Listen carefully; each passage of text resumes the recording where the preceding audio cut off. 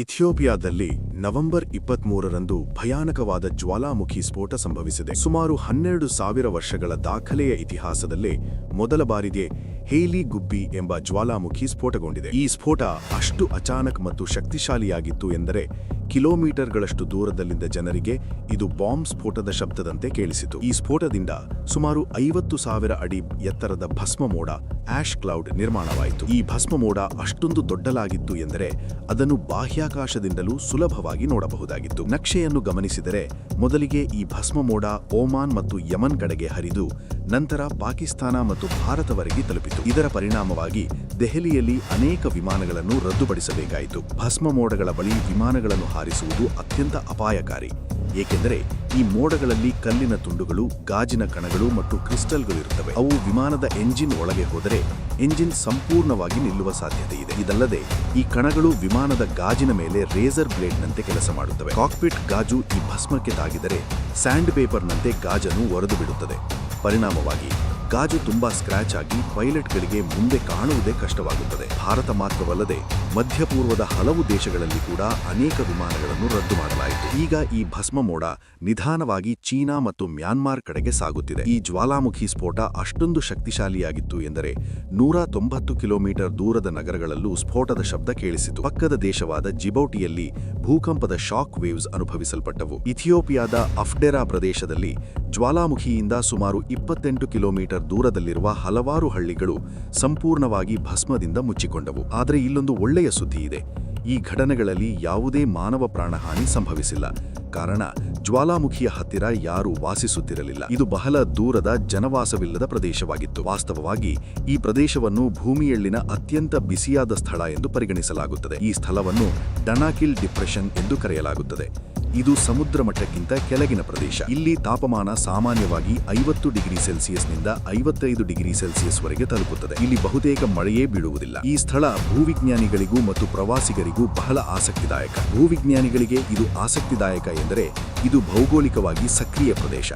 ಇಲ್ಲಿ ಅನೇಕ ಜ್ವಾಲಾಮುಖಿಗಳು ಇವೆ. ಪ್ರವಾಸಿಗರಿಗೆ ಇದು ಆಕರ್ಷಕವಾಗಿರುವುದು ಇಲ್ಲಿ ಕಾಣಿಸುವ ಬಣ್ಣ ಬಣ್ಣದ ವಿಶಿಷ್ಟ ದೃಶ್ಯಗಳ ಕಾರಣದಿಂದ. ಈ ದೃಶ್ಯಗಳನ್ನು ನೋಡಿ, ಇದೇನೋ ಪರಗ್ರಹದಂತೆಯೇ ಕಾಣಿಸುತ್ತದೆ. ಇಲ್ಲಿ ಹಳದಿ, ಹಸಿರು, ನೀಲಿ ಬಣ್ಣಗಳ ಅದ್ಭುತ ಸಂಯೋಜನೆ ಕಾಣುತ್ತದೆ. ಇದು ಇಲ್ಲಿ ನಡೆಯುತ್ತಿರುವ ರಾಸಾಯನಿಕ ಕ್ರಿಯೆಗಳ ಫಲಿತಾಂಶ. ನೀವು ಯೋಚಿಸುತ್ತಿರಬಹುದು, ಸಾವಿರಾರು ವರ್ಷಗಳ ನಂತರ ಈ ಜ್ವಾಲಾಮುಖಿ ಏಕೆ ಸ್ಫೋಟವಾಯಿತು ಎಂದು. ಸ್ನೇಹಿತರೆ, ಇಲ್ಲೊಂದು ಅತ್ಯಂತ ಕುತೂಹಲಕಾರಿ ಬೆಳವಣಿಗೆ ನಡೆಯುತ್ತಿದೆ. ಆಫ್ರಿಕಾ ಖಂಡ 2 ಭಾಗಗಳಾಗಿ ಬಿರುಕು ಬೀಳುತ್ತಿದೆ. ಹೌದು, ಇದು ನಿಜ. ಜ್ವಾಲಾಮುಖಿಯ ಕೆಳಗಿರುವ ಟೆಕ್ಟಾನಿಕ್ ಪ್ಲೇಟ್ಗಳು ಸರಿಯುತ್ತಿವೆ ಮತ್ತು ಆಫ್ರಿಕಾ ಖಂಡ ನಿಧಾನವಾಗಿ ವಿಭಜನೆಯಾಗುತ್ತಿದೆ. ಲಕ್ಷಾಂತರ ವರ್ಷಗಳ ಹಿಂದೆ ಪ್ಯಾಂಜಿಯಾ ಎಂಬ ಒಂದೇ ಒಂದು ಭಾರೀ ಖಂಡ ಇತ್ತು. ನೀವಿದನ್ನು ಶಾಲೆಯಲ್ಲಿ ಓದಿರಬಹುದು. ಆ ಸೂಪರ್ ಕಾಂಟಿನೆಂಟ್ ನಿಧಾನವಾಗಿ ವಿಭಜನೆಯಾಗಿ ಇಂದಿನ ಖಂಡಗಳ ರೂಪವನ್ನು ಪಡೆದುಕೊಂಡಿತು. ಆಫ್ರಿಕಾ ಪ್ರದೇಶವನ್ನು ಗಮನಿಸಿದರೆ ಒಮ್ಮೆ ಆಫ್ರಿಕಾ ಟೆಕ್ಟಾನಿಕ್ ಪ್ಲೇಟ್ ಮತ್ತು ಅರೇಬಿಯನ್ ಟೆಕ್ಟಾನಿಕ್ ಪ್ಲೇಟ್ ಒಂದಾಗಿ ಜೋಡಿಸಲ್ಪಟ್ಟಿದ್ದವು. ನಂತರ ಅವು ದೂರ ಸರಿದು ಅವುಗಳ ಮಧ್ಯ ಉಂಟಾದ ಬಿರುಕು ರೆಡ್ ಸಿ ಮತ್ತು ಗಲ್ಫ್ ಆಫ್ ಏಡನ್ ಆಗಿ ರೂಪುಗೊಂಡಿತು. ಈಗ ಏನಾಗುತ್ತಿದೆ ಎಂದರೆ ಟೆಕ್ಟಾನಿಕ್ ಪ್ಲೇಟ್ಗಳು ಸದಾ ಚಲಿಸುತ್ತಿರುವುದರಿಂದ ಆಫ್ರಿಕಾ ಪ್ಲೇಟ್ ಮತ್ತೊಮ್ಮೆ 2 ಭಾಗಗಳಾಗಿ ವಿಭಜನೆಯಾಗುತ್ತಿದೆ. ಅವುಗಳೆಂದರೆ ನ್ಯೂಬಿಯನ್ ಪ್ಲೇಟ್ ಮತ್ತು ಸೋಮಾಲಿ ಪ್ಲೇಟ್. ಹೇಲಿ ಗುಬ್ಬಿ ಜ್ವಾಲಾಮುಖಿ ಇರುವ ಇಥಿಯೋಪಿಯಾ ಪ್ರದೇಶದಲ್ಲಿ 3 ಟೆಕ್ಟಾನಿಕ್ ಪ್ಲೇಟ್ಗಳು ಸೇರುತ್ತವೆ: ನ್ಯೂಬಿಯನ್, ಸೋಮಾಲಿ ಮತ್ತು ಅರೇಬಿಯನ್ ಪ್ಲೇಟ್ಗಳು. ಈ 3 ಪ್ಲೇಟ್ಗಳು ನಿಧಾನವಾಗಿ ಪರಸ್ಪರ ದೂರ ಸರಿಯುತ್ತಿದ್ದು ಭೂಮಿಯಲ್ಲಿ ಬಿರುಕುಗಳನ್ನು ಸೃಷ್ಟಿಸುತ್ತಿವೆ. ಇದನ್ನು ಅಫಾರ್ ರಿಫ್ಟ್ ಎಂದು ಕರೆಯಲಾಗುತ್ತದೆ. ಇದು ಈಸ್ಟ್ ಆಫ್ರಿಕನ್ ರಿಫ್ಟ್ ವ್ಯವಸ್ಥೆಯ ಒಂದು ಭಾಗ. ಆಫ್ರಿಕಾ ಖಂಡದಲ್ಲಿ ದಕ್ಷಿಣದ ಕಡೆಗೆ ಸಾಗಿದರೆ ಭೂವಿಜ್ಞಾನಿಗಳು ಸುಮಾರು 6,000 ಕಿಲೋಮೀಟರ್ ಉದ್ದದ ಒಂದು ರೇಖೆಯನ್ನು ಗಮನಿಸಿದ್ದಾರೆ. ಇದು ರೆಡ್ ಸಿಯಿಂದ ಆರಂಭವಾಗಿ ಇಥಿಯೋಪಿಯಾ, ಕೇನ್ಯಾ, ಟಾಂಜಾನಿಯಾ, ಮಲಾವಿ ಮತ್ತು ಮೊಜಾಂಬಿಕ್ ವರೆಗೆ ಸಾಗುತ್ತದೆ. ಸ್ನೇಹಿತರೆ, ಇದೇ ರಿಫ್ಟ್ ಭವಿಷ್ಯದಲ್ಲಿ ಆಫ್ರಿಕಾ ಖಂಡವನ್ನು 2 ಭಾಗಗಳಾಗಿ ವಿಭಜಿಸಲಿದೆ. ಆದರೆ ಇದು ಮಾನವ ಕಾಲಮಾನದಲ್ಲ, ಭೂವೈಜ್ಞಾನಿಕ ಕಾಲಮಾನದಲ್ಲಿ. ವಿಜ್ಞಾನಿಗಳ ಪ್ರಕಾರ ಇದಕ್ಕೆ 5 ರಿಂದ 10 ಮಿಲಿಯನ್ ವರ್ಷಗಳು ಬೇಕಾಗಬಹುದು. ಈ 2 ಖಂಡೀಯ ಪ್ಲೇಟ್ಗಳು ವರ್ಷಕ್ಕೆ 2 ರಿಂದ 5 ಸೆಂಟಿಮೀಟರ್ ವೇಗದಲ್ಲಿ ದೂರ ಸರಿಯುತ್ತಿವೆ.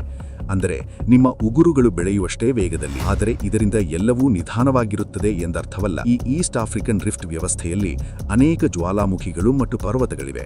ಉದಾಹರಣೆಗೆ ಮೌಂಟ್ ಕಿಲಿಮಂಜಾರೋ, ಮೌಂಟ್ ಕೇನ್ಯಾ, ಎರ್ಟಾ ಅಲೆ, ಇಥಿಯೋಪಿಯಾದ ಪ್ರಸಿದ್ಧ ಲಾವಾ ಸರೋವರ. ಇಲ್ಲಿರುವ ಹಲವಾರು ಸರೋವರಗಳು ಕೂಡ ಖಂಡಗಳ ಚಲನೆಯ ಫಲಿತಾಂಶ. ಉದಾಹರಣೆಗೆ lake Malawi, lake Tanganyika, lake Albert ಮತ್ತು ಲೇಕ್ ಕಿವು. ಈ ದೃಷ್ಟಿಕೋನದಿಂದ ನೋಡಿದರೆ ಇಲ್ಲಿ ನಡೆಯುತ್ತಿರುವುದು ಯಾವುದು ಅಚ್ಚರಿಯಲ್ಲ. ಖಂಡೀಯ ಪ್ಲೇಟ್ಗಳು ದೂರ ಸರಿಯುತ್ತಂತೆ ಭೂಕಂಪಗಳು ಹೆಚ್ಚಾಗುತ್ತವೆ, ಜ್ವಾಲಾಮುಖಿ ಸ್ಫೋಟಗಳು ಸಂಭವಿಸುತ್ತವೆ ಮತ್ತು ಭೂಮಿಯಲ್ಲಿ ಸಣ್ಣ ಬಿರುಕುಗಳು ಉಂಟಾಗುತ್ತವೆ. ಕಳೆದ ಕೆಲವು ವರ್ಷಗಳಲ್ಲಿ ಇಂತಹ ಹಲವು ಘಟನೆಗಳು ನಡೆದಿವೆ. ಉದಾಹರಣೆಗೆ, ಜುಲೈ 2025ರಲ್ಲಿ ಹೇಯ್ಲಿ ಗುಬ್ಬಿ ಸಮೀಪದಲ್ಲೇ ಇರುವ ಎರ್ಟಾ ಅಲೆ ಜ್ವಾಲಾಮುಖಿ ಸ್ಫೋಟವಾಯಿತು. ಅದಕ್ಕೂ ಮೊದಲು ಜುಲೈನಲ್ಲಿ ಹೇಯ್ಲಿ ಗುಬ್ಬಿ ಜ್ವಾಲಾಮುಖಿಯಿಂದ ಬಿಳಿ ಹೊಗೆ ಹೊರಬರುತ್ತಿತ್ತು. ಆಗಿನಿಂದ ವಿಜ್ಞಾನಿಗಳು ಈ ಪ್ರದೇಶವನ್ನು ನಿಕಟವಾಗಿ ಗಮನಿಸುತ್ತಿದ್ದರು. 2005ರಲ್ಲಿ ಇದೇ ಇಥಿಯೋಪಿಯಾ ಪ್ರದೇಶದಲ್ಲಿ ಅಚ್ಚರಿಯಾಗಿ ಒಂದು ಭಾರೀ ಬಿರುಕು ಕಂಡುಬಂದಿತ್ತು. ಕೇವಲ 10 ದಿನಗಳಲ್ಲಿ 60 ಕಿಲೋಮೀಟರ್ ಉದ್ದದ ಬಿರುಕು ನಿರ್ಮಾಣವಾಯಿತು. ಈ ಅದ್ಭುತ ಚಿತ್ರಗಳನ್ನು ನೋಡಿ. ಇಲ್ಲಿ ಕೆಲವು ಜನರು ನಿಂತಿರುವುದು ಕಾಣಿಸುತ್ತದೆ.